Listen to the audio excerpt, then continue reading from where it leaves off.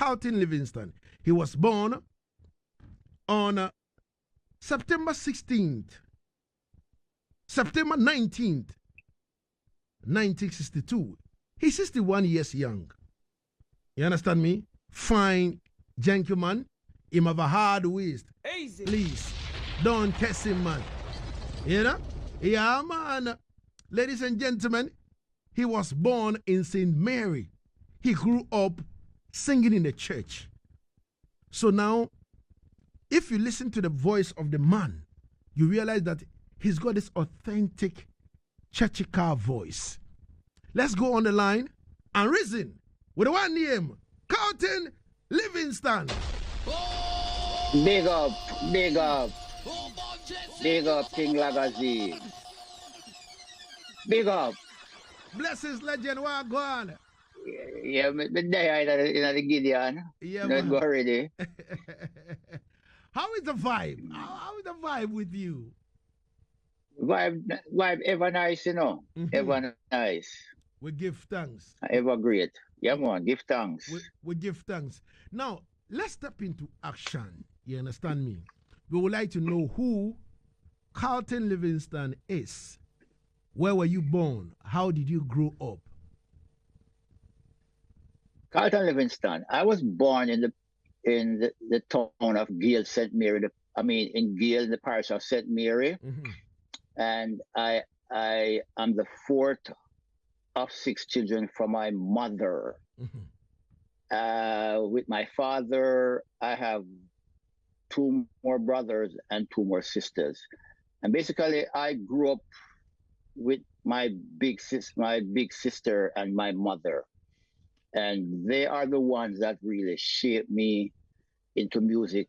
My 3 sisters play a pivotal role in my growing up when it comes to music. Like my middle sister, she usually play the piano, take lessons, and I usually go listen to her because her father was very, I wouldn't say wealthy, but well off, so he could afford a piano lesson. My little sister now, she is the brain. She was the one that gives me all the material to read because I'm an avid reader. I just read from I was young. And my big sister, she teach me the street smarts of life, how to survive. Wow. But my mother is the most pivotal role model in my life. So what happened? Because researching about you tells me that you were a church boy those days and you end up singing in the church. Yeah, because in those days, me and my brothers had to go to church. Every Sunday we had to go to church. And we had this uniform, which is blue pants, white shirt, black shoes, and a black bow tie. But growing up, I was a little bit, I wouldn't say a rebel. I was more out of place than even my brothers that I grew up with. So my mother usually played the organ in the Church of England in Gale. And so eventually I got on the choir, but I was just a little troublesome boy growing up, sneakily. And they kicked me off the choir. And I couldn't tell my mother for quite a while until she found out and give me a you know what, a ass whipping. Wow. But, it's just one of them things there. Wow. So how did the music thing step in? Because if your sister, the father was wealthy, so they bought her a piano and you used to rehearse with her and all that kind of thing. Yeah. How did the music thing step in and how did the reggae entered? Reggae entered, it's a process. I grew up listening to sound system playing in a hall that I lived near. Like I remember King Edward's The Giant, and my mother usually let me go early when they're stringing up to go watch it, but as soon as dance start, I had to come back home. So I was fascinated with the sound system and the music they play. And then after a while, there was this band in the community and I usually go listen to them rehearse. And so the music, what my mother was the linchpin in everything because my mother could sing. My mother, she, I mean, she could sing. So I kind of get that from her to a point because I always hear her singing, but then listening to these people around me, the music start to seep in. And as I go along, I start to improve my singing because my mother taught me how to sing. And it just worked its way in. All right. So you schooled in the inner city, Trenton, and Yeah. you heard Bob Marley sing. How Mhm. did you meet him? Yeah, because let me tell you, I have a friend named Doily. He was in this group named I can't remember the name of the group, produced by Tapazuki, Knowledge. Can we call him Knowledge? But I know him as Doily. And I lived in Eastern Kingston, and I ended up going to Trenchtown in Western Kingston, which my mother, she basically stressed out all the time. But Doyle took me under his wing, and Doyle would carry me down to Third Street, and I would see Bob and all the other people down there because he knew Bob, and he usually carried. Then he was interested in singing, and he usually carried me around to the studios. But we never have any luck in that early days because whatever it is. But all the credits going to meeting Bob Marley and being influenced going to Trenchtown is due to Doyle. So when you met Bob Marley now, how did it? If you can put us in the know, what exactly happened? Was he nice to you and all that? Because from what I know, when I was in Jamaica, they say Bob opened his arms to everyone that come close to him. Bob, listen, there's only one word to describe Bob. Bob is just Bob. I mean, the interpretation is there. Because even when I first met him, when I was going to Trenchtown, years after that, he evolved, usually come to a place named Asaase, come play soccer with Gilly, which is his cook. And the man them from certain man, Kuyan, certain man, and usually come play ball with a Sunday morning time. And more time you have a kid man that come from out of Bulby. And Bob, when we finish play, Bob just say, a man take piece of kid, and a man take this, and a man take that, and him take care of the kid, man. So Bob, listen, Bob was even, it's very hard to describe Bob. I mean, being around him. Because there were other people in the upper echelon to Bob, like Kuya, Prince, Matthews Lane man, them usually come, Bonnie Wheeler, usually come play soccer skill. And we were just there because that was our neighborhood. So we really get to meet him. But, yo, listen, Bob was just Bob. Bob was just Bob. Bob was just that person where, I mean, Bob has his mean side, but I'm telling you, he's something else, man. He's something else. All right, so Something else. The humbleness in Bob was enough all right, for you to get up and rub off. all right. So when I met Johnny Osborne told me that, and then he took me to the spot in Trenton where he used to sit. He said, I used to sit here with Bob and burn chalice from sundown to sunrise. Yeah. Were you also around him burning herb? No, because when Bob come over to House of Dread, Bob just come play soccer. Like in a Sunday morning theme. Bob come play soccer and go for a while. But them time that the man them usually up in a place that we call the bush, and Bob them go smoke chalice. But after we play soccer, put it this way, most of us was balling. Let's put it that way. We never dread, but we are Rasta, but we never dread. Yeah. So we kind of, after ball game done, we will go with different way and Bob them up in the bush with Gilly and Iko, I mean, all the other man them and smoke chalice. But no, we never race long and smoke chalice with Bob. All right. Did you have any chance in terms of recording with Bob those days? No, no. Them time that my foot wasn't even in. In I didn't music? even step into music business. Okay. I was on the peripheral them times there. Okay. All right. All right. So, in one word, how would you describe Bob? I come back to the same thing. Bob is just Bob Brethren. There's no description to Bob. For me, Yeah. Bob is just Bob. All right. All right. Okay. So, talk to us about the Fantastic Three. I'm sorry, repeat the question. I say, talk to us about the Fantastic Three. Yourself, Lone Ranger, and Tony.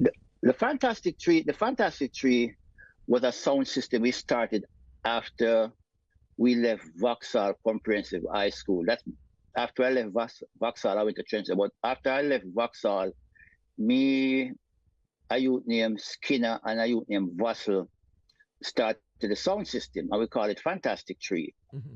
And Ranger start come around, and he was the singer on the song, and I was quote unquote DJ. Right. And it just started out like that. We come, and then after a while, he recognized that his talent was DJing, and I recognized that I could sing, which I didn't like singing because I always think my voice sounded very shrilly. But with encouragement, I started singing. I started DJ for Fantastic Tree. Mm-hmm. All right. So the Fantastic Tree sound system that the IDEM set up, did you play in all the 14 parishes of Jamaica, or it was a little bit of a ghetto thing where Fantastic Tree was just an Eastern Kingston sound. Okay. Franklin Town, Alman Town, Rockfort, McGregor Gully, all of them places that we play. Was it a juggling sound? It was mostly a local sound. Was it a juggling sound or a clash sound? No, it was really, we wasn't a clash sound. We just a straight rubber dub sound. Okay. Straight rubber dub sound. All right. All right. You live in Ghana, and for you to say rubber dub sound, a lot of people, might not understand what you are saying by rubber dub sound. So if you can explain it in terms of what is meant by rubber dub sound.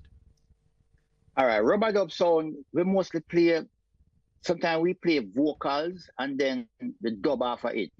But after a while, it evolved where I just strictly Studio One, Treasure Isle, King Tubby's, and them things that we have played. We can call it B-side of the music, rubber dub sound.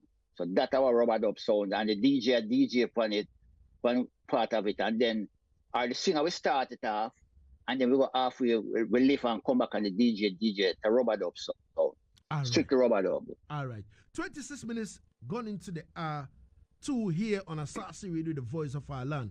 We're live on 99.5 in Accra. Easy. 98.5 in Kumasi. Easy. 100.3 in Cape Coast. Easy. And 99.7 in the northern region, Tamale.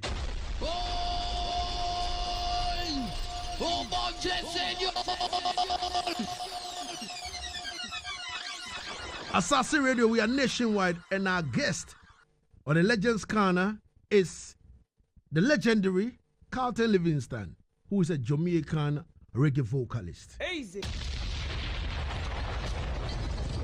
Now, after the sound system, the Fantastic Tree, after dealing with that, how did recording step in? Which studios were you recording at? Well, we were on the sound singing and DJing, me, Ranger. And then you had a sound named Arrows with Puddy Roots Crutches. And this Tony Walcott get up and took us under his wing, tutor us. We practice every Saturday morning religiously. And after a while, he took, I think the first set to Welton and I was in it too. And it was Welton and Ranger went to Studio One and started to record.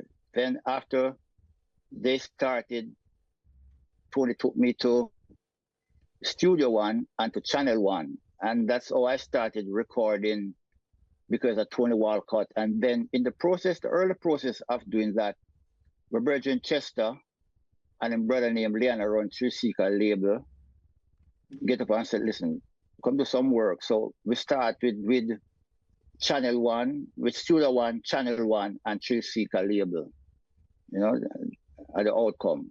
All right. So in 1984 now, you had a first big hit. Now, tell me about it. How did this song become a hit in 1984? Well, 1984, that was like about 2 years after I immigrated to America. And Jalife and Percy Chin was doing, you know, recording like with Barrington Levy and stuff like that. And Percy said to me, you know, you're interested if I come do some work. Mm-hmm. And I was like, yeah. And we started an album over by Philip Smart Studio. Mm-hmm. And one night, I usually go to Washington, D.C. among some people down there that I knew. Mm-hmm. And one night I went to a dance and they were coming back to the hotel. Mm-hmm. And my friend said to me, we're going to make a detour. You don't mind? And I was like, no. And then we went to this house, and when we go to the house smelled kind of weird. I mean, not stink either, but just an unusual smell. Mm-hmm. And the fan was running, period. Mm-hmm. So we went downstairs with some black bags. And I said to him, please smell like weed, man. And he said, yeah, man. There's 100 pounds coming from me last night from a certain man, won't call him name, a certain man, and it bad. So I went back to New York on the Sunday, and by the Tuesday we were over back in Philip Smart, and we were doing like some late nights, from 2 o'clock in the morning to working till morning. And I remember Jalife, when I was away, Jalife and the 18 band I'd play the song. And when I go and I heard it, I just put on I just went inside there, sang 2 verses, and that was it. That was just the way Entrepreneur Cali come out. Wow. Wow. Wow. Wow. Wow. We give thanks. Yeah, man. Now, one thing I want to know from you is how did you meet Shaba for you and him to do that rumor, you know, collaboration? The rumor collaboration came about because of Philip Smart, because Bobby was working over by Philip Smart. And at that time, I was married. I was living in Maryland. I got a daughter. So I was a family man. It's not that I gave up on the music. It's just that I was more concentrating on my family. Mm-hmm. And I remember I got a call, and it was Philip. And Philip was like, Carlton, Bobby looking for you, you know. Mm-hmm. And I said to him, why? He said, because he wants you to do over rumors. So I said to him, okay, I'll be up on the weekend. So I went up and I spoke to Bobby. And Bobby was like, yeah, I really want you to do this tune for me. But initially, because the tune was playing so much on King Sturgraph, mm-hmm. Initially it was supposed to be Josie Whale. This is what I was told. It was supposed to be Josie Whale. Mm-hmm. But I don't know what happened. So Josie Whale didn't turn up at the studio, but Shaba was downstairs in the other studio with Mikey, the engineer, and stuff like that. Mm-hmm. And this is the first I really got to meet Shaba. Mm-hmm. So after I put on the vocals, I was sitting in the chair listening back to it, and he came upstairs and he was like, Bobby, that's a voice of tune. Mm-hmm. And Bobby said, all right, go ahead. And I'm going and basically one take and put it down. And as them said, the rest of history. Wow. Easy. Before we step into the issues of Dubplate and all that, somebody wants to know, how many albums have you? I think about 5 or 6, you know. Probably about 5 or 6. All right. What happened to you in Jamaica before you migrated to the US in the 80s? it was really was very hectic, Yeah. you know, because after I got the opportunity to start um, sing, which I initially I started out never wanting to sing, as I said, because I never liked my voice, and I was more a writer. I was just I don't even consider myself a singer. I consider myself a writer Hmm. because I love to write. Hmm. But because there was no outlet for me to get my songs done. My friends encouraged me to sing. The reason my friends really get me into singing because I wasn't interested. And after I did the initial really recording for Studio One and Channel One and Chill Seeker label, um, Robbie Shakespeare, Hmm. which is a very good friend of mine, and my friend named Clive and Ranger and Stickman from a place named Kirk Hmm. came to me and said to me, say, listen, we're doing some stuff. We'll come do some recording. So I was like, okay. And I said to them, actually, I said to Ranger, because Ranger was the one who really arranged it up. Hmm. And I said to Ranger, you know, my thing with recording. Uh, I mean, I'm going to write my song. So basically, I'm the publisher for my song. So I Hmm. own all my songs.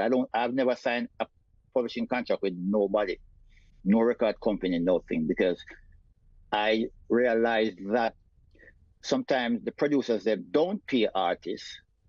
So to get my money, I write my songs and I keep my publishing. I Hmm. mean, I share the publishing with the producers, some, but most of it is mine. That is my advance to me.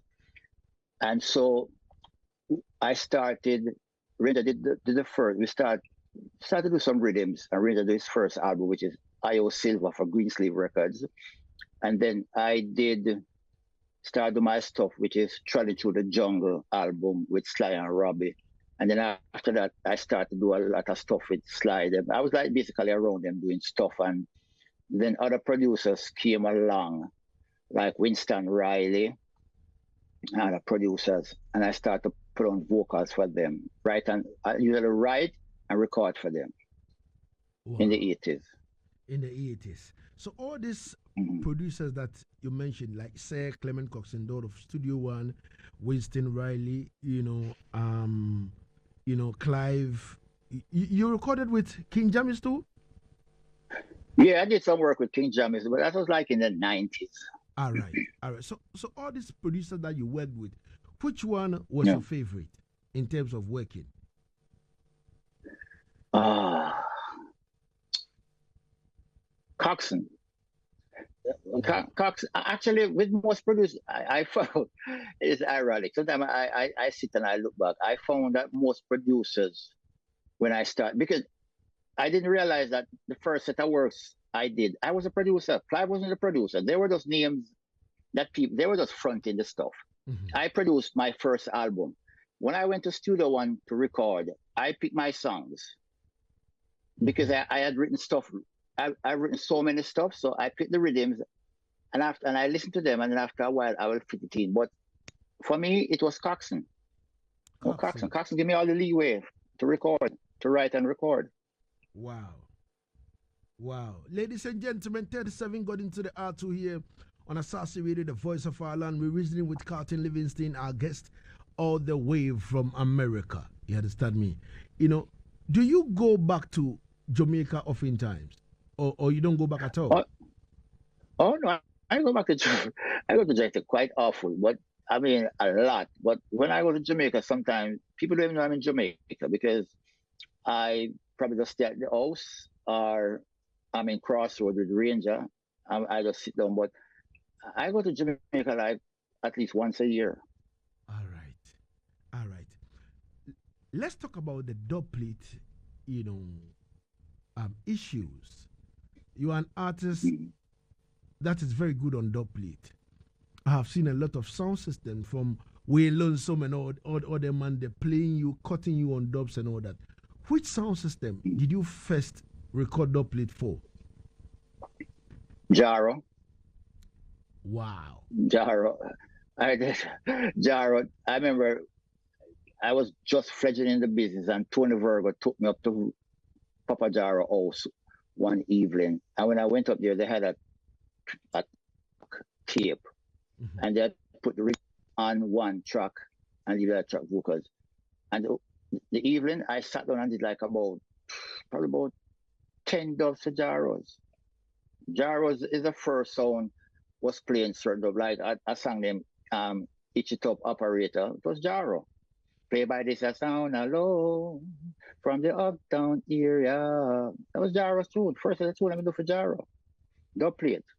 Me no have them song there. Easy. Wow. So around that time, Ricky Trooper was on Jaro, right? No, I can't. No, it was Ainsley. Okay. Ainsley was a selector on Jaro at that time. Okay. All right. And you did quite a number of dubs for Jaro on that night. Yeah, man, about 10 dubs long and sing the evening. Jesus Christ. Jaro must be loaded with Carlton Livingston then. Yeah, man, them time that Jaro play, I was Jaro, I the only sound I play Carlton Livingston. Because, listen, I at that time I was working, I was a postman. Because I had gotten a son, so my philosophy in life, my child, I had to support my child. So I didn't really get up and like, I go studio. I only go studio if I was invited to go or I had work to do. So I was a postman, but the opportunity came in between because I had flex time. So I recorded, but I was just a working man like everybody else. All right. So you ever to Africa yet? Any part of Africa yet? No, I've been no. I want to tell you the only time I ever say Africa is one night with the Italy and we up in the mountains and a man show me a light and say, say Africa that, and I always be like, yeah, I'm going there one day. Definitely. I always say that. I say, I'm going to Africa one day. Wow. So what exactly is tying you down in the West? For Nothing. you not to come to Africa. Nothing. It's just the opportunity hasn't come my way. And my thing in life that my mother taught me is about opportunities. And I always sought out my opportunities. I don't just jump like that. I'm very meticulous in things that I do at times, which sometimes can be a detriment, but it is what it is. But the opportunity hasn't come for me to come to Africa. So if it comes up, then I will take a look at it and see what value it has for me and whoever wants me to come. But definitely, I want to go to Africa. I mean, I've been to Japan, I've been to Brazil, and I've been all over. And I mean, my friends, we always want to talk and said the one thing, if you put it on a bucket list, is to go to the motherland. Definitely. That's my bucket list right there. Wow. So what are the plans? Are you all right? So now you are on Asaase Radio, the voice of our land. Yeah. We are live on 4 radio stations across the country. And trust me, over 38 million people are listening to the show right now. So yeah. it is good that you've made a statement that, on top of your list right now is Africa. You understand me? So the promoters listening in Zimbabwe, Gambia, South Africa, you know what I mean? Yeah, man. Carlton Livingston says he is ready for Africa. Denita Styles, him say greetings from America. Give thanks, Empress, for stepping on the lawn. We reason with Carlton Livingston and he's ever ready to come to Africa. So promoters, why not? Let's do some business. He's got countless of hit songs. You understand me? Yeah, he's got number of hit songs that, the man can step in and do solid 2 off, for you, and you will never regret it. Easy. So Carlton Livingston, what we have to do is, we have the link already. We must keep the link and build up. Yeah, man, the link was strong, man. Yeah, man, and build upon the links, and then we see the outcome. You understand? Because I have my South African people on the live, I have my Zimbabwean people on the live, I have my Kenyan people on the live, I have my Gambia people on the live and all that. And these are some of the reggae-prone areas in Africa that people really enjoy reggae music over there. And Ghana, Yeah, man, big ups. you know. So, any plan? Maybe summer is coming. Any plan to tour the world? Or do you have any new works, out yet? Well, I always have works coming out like almost every month. I mean, like some of the stuff that I sent you, I have thing coming from Article Records out of Paris, Timex Records out of Paris. I have other works coming out for the summer in America now. I have a small tour coming up in New England, like about next month. And I'm working on coming back to Europe because I've been to Europe like in about 8 to 10 years now. But the opportunities start to open up again. So hopefully by the end of the year, I should be in Europe again. Wow. You should be in Europe.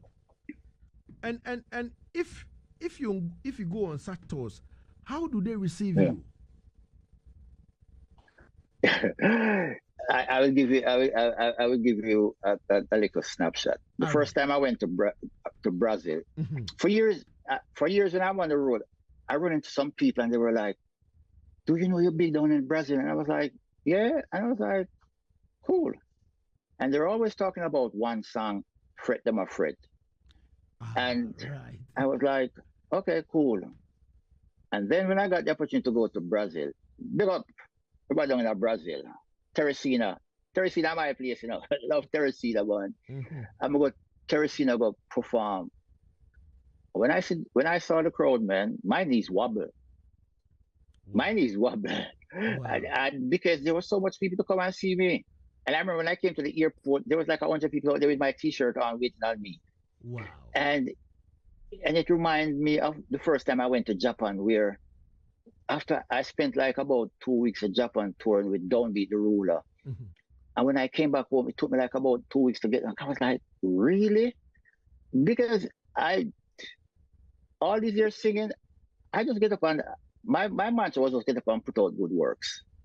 That's it. I never look at anything else in the music business because there was that, ironically, there was a time when I got up and I remember it happened one night. I called Jalife and I said to Jalife, I can't bother with music. And he said to me, why? And I said, it's not because of the money. It's not because of the recognition. My spirit just tell me, that's it. You're doing enough work. Let it set clean. And I said, what do you think, Jalife? And he said to me, tell you what, I'll call you back tomorrow and we talk about it. And he never called me back. And I never stopped singing to this day. And sometimes we laugh about it. I was like, Jane, why didn't you call me back? It was like, why should I call you back? You're just going through a phase. So I went through that phase, and then I get up and re-energize and start to work. I mean, I've been doing so much work over the years, and a lot of them have been released. Most of it out of Europe, not a lot out of Jamaica, but mostly out of Europe with Timex Records. Fabio, big up Fabio, and Article, Sergio, big up too. So basically, that's what I've been doing all these years, recording stuff. I haven't done like the only set of work I've done was for Timex Records, which is Bridge of Life, and it spawned a couple of hits. We do Message to You, Rudy, the Carlton Livingston song, and we had a couple of songs. Me and Ranger. When I say we, I mean me and Ranger. We had a couple of songs we have a release in the movie Paris and in the movie Chef. So I mean, I've been doing stuff. It's just that it's not really out there. It's out there, but it's not really out there. So, and that's what I continue to do all the year is record and try to take care of my my business, which is like my publishing and stuff like that. Because little unscrupulous people are going at them, want to thief the things. I'm just still look for them and laugh. Yeah. Them go on to them things. They don't know see me have this under control to a point. Definitely. So, what do you make of the current crop of artists now, in terms of what they're doing? Are they doing the right thing? Listen, the evolution that I have when it comes to music is that I accept what is going on with these current crowd. It's their music. Mm-hmm. I don't know anything about right or wrong. I don't look at life like that, right or wrong.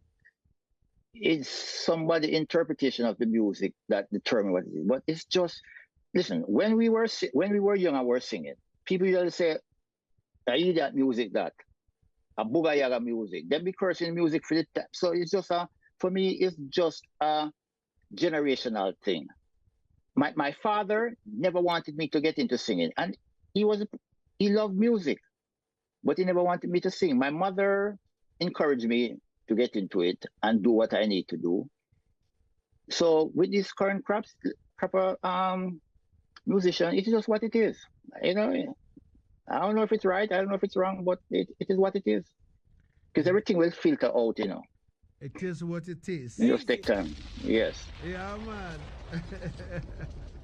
Yeah, man. So, in case someone wants to do business with Carlton Livingston, Yeah. how would a person link you? How would they get to you?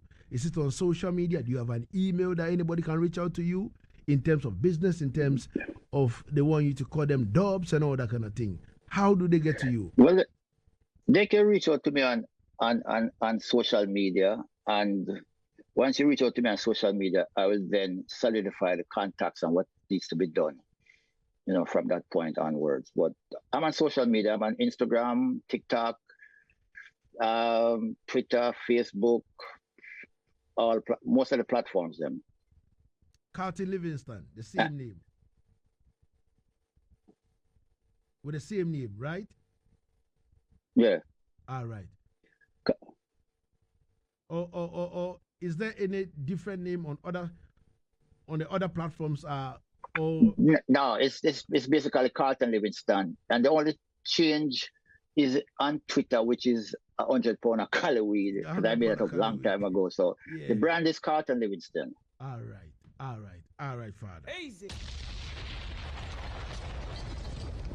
So Africa awaits for you, and Yeah, man. we can't wait to have you over here to sing for us. You know what I mean? Yeah, man. Yeah, Yeah.